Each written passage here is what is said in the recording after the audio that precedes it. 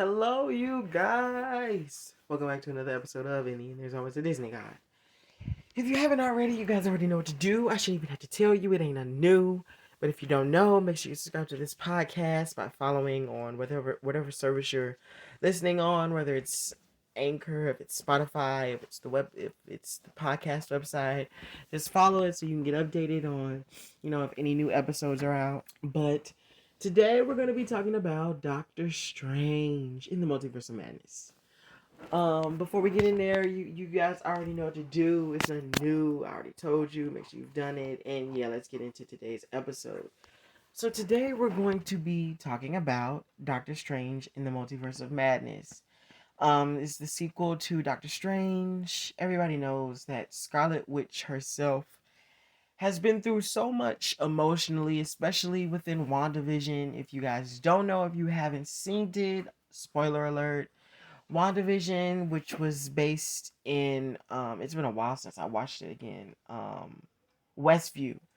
Um so basically Wanda created this hex she created a sitcom reality basically, which was why the hex looked so the hex portal looked so weird was because it was a sitcom reality. And so basically anyone who walked in or anyone who was put into the hex was automatically changed and to fit the reality, of course. Wanda created the hex out of grief of missing Vision and just wanted to start a family with Vision altogether.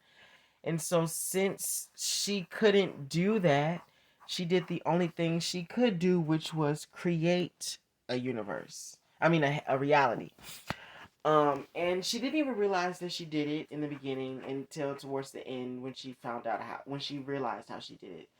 And so basically in the end she closed the hex and she had to lose her family all over again, yada yada yada. Which leads to Doctor Strange 2. Basically, if you guys haven't seen it, another spoiler alert.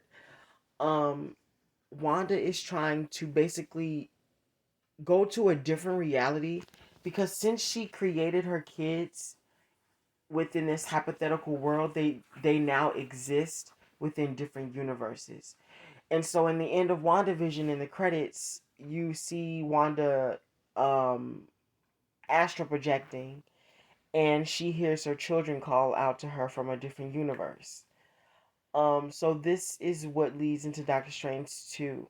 Wanda basically, when she learns about America Chavez and her powers, and if you don't know who she is, her powers are basically she's a multiverse traveler, basically.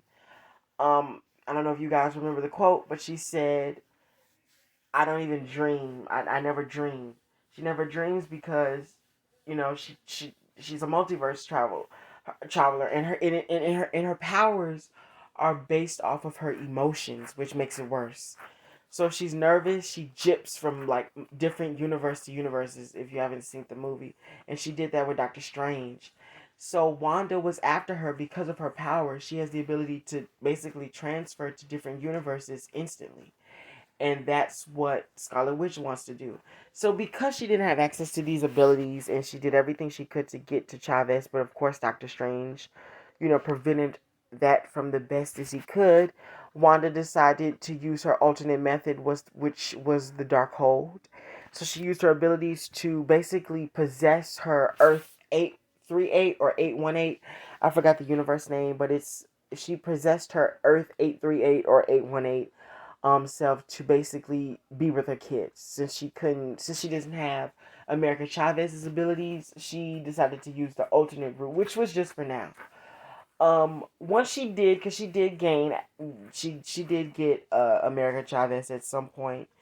When she did, but the most iconic, before I even get into that, the most iconic scene, you guys, and it was all over TikTok. I mean, was when Scarlet Witch killed the Fantastic Four. I mean, not the Fantastic Four, the Illuminati.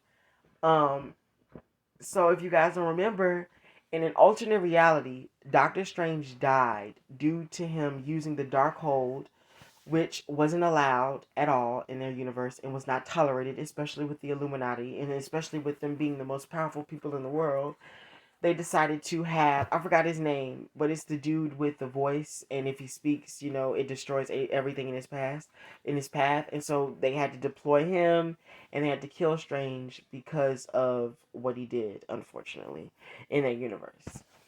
Um, Everybody knows that Wanda, the most shocking is, and I see why they called the movie a horror. The most shocking scene was when Wanda killed all the when she killed Captain who was it? I forgot her name. I forgot her name, but I think you guys know who I'm talking about. But she killed uh all four basically everybody on the Illuminati. She killed all of them. It was crazy. But basically, the whole point of this journey was for her to gain access to America Chavez's powers, just to be able to go to, just to be able to connect with her kids easily, than using the dark hole. Um, but there was another thing that happened. Everybody knows when Doctor Strange put her into the mirror dimension, people were wondering, like, how was she able to get out of that dimension like she did? So if you guys don't know how chaos magic works, chaos magic is a very powerful form of magic. Like, it's really powerful.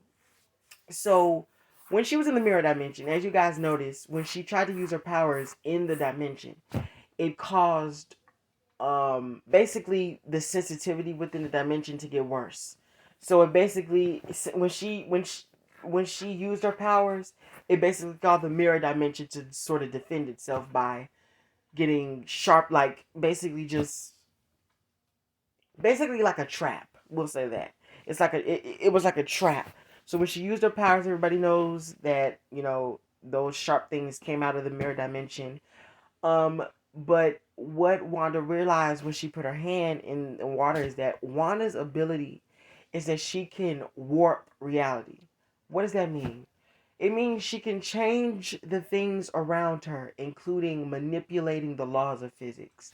I don't know if you guys know how the laws of physics works. I'm not going to go into it, but if you do know, then you know what I mean and what I'm talking about when I say she's manipulating the laws of physics. So she's basically using her powers to reality warp the dimension, basically. Is how she got out. Which is why she had all those scars on her face and on her body. And why they healed so quickly, because it's chaos magic. It's like it's she's just immensely powerful. So in the end of this journey, Wanda did realize everything she did was wrong, from trying to capture America Chavez to trying to you know trying to cheat her way to the other Earth to be with her kids and stuff like that.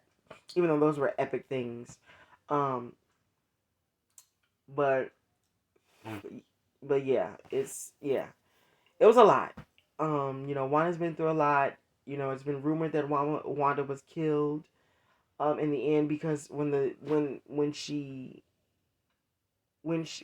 building collapsed, um, dust came out, red dust, like red power, like you guys know how her power is. When she uses her power and it's red and it's shining and it's beaming. That's what happened. There was like this red beaming of some sort of redness that happened after the tower fell on herself, because she had to close the dark hold and contain all the evil that was with it. Um, so we don't know if Wanda is alive. I hope she is, because this cannot be Wanda's full journey. I don't know about you guys, but this just, it can't end like this for Wanda. She deserved a lot more better. I definitely feel like Marvel shouldn't have made her the villain, but I guess in a way I can understand it. I mean, but I wish they didn't have to make her the villain. Like, that was, a lot of people didn't like that either. Like, I'm not the only one. I really didn't want Wanda to be the villain. I had a feeling that she was gonna become the villain in WandaVision, but I don't know.